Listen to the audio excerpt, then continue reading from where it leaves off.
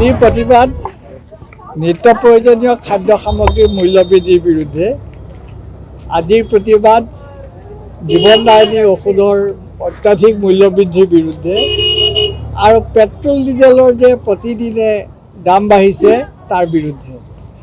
ইয়াৰ সম্পৰ্কে আমি আমাৰ মন্তব্যত এইটো কথা কৈছোঁ যে পেট্ৰল ডিজেলৰ মূল্য বাঢ়িব নে কমিব, সেই কথাটো যদি পেট্ৰল ডিপোৰ মালিক বা পেট্ৰল কোম্পানীৰ মালিকবিলাকক কৰ্তৃত্ব দিয়ে, তেতিয়া স্বাভাৱিকতে সিহঁতে সদায় বঢ়াই থাকিব লোকচানৰ অজুহাতত।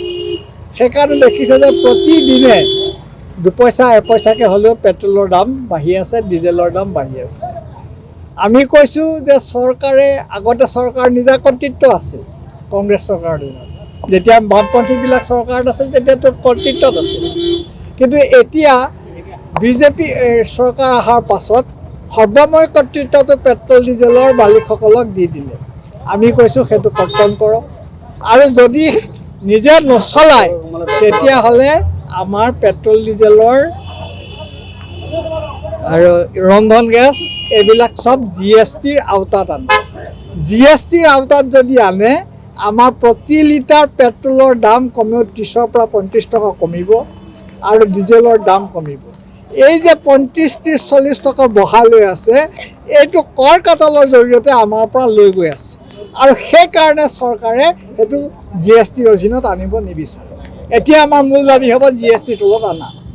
দ্বিতীয় কথাটো হৈছে ঔষধ বেপাৰ। ঔষধৰ ক্ষেত্ৰতো ঔষধ প্ৰস্তুতকাৰক আৰু বিতৰকবিলাকৰ কমিটি পাতি দিছে ঔষধৰ দাম নিৰ্ধাৰণ কৰিবৰ কাৰণে।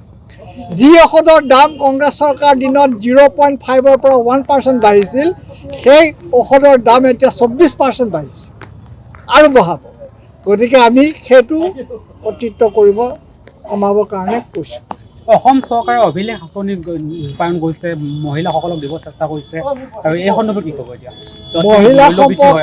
মহিলাসকলক যদি 1200 টকাৰে মহিলাসকলে তেওঁলোকৰ পৰিয়াল চলাব পাৰে, বুকুত হাত ধৰি কওকচোন 1200 টকাত তেওঁলোকৰ পৰিয়াল চলিব?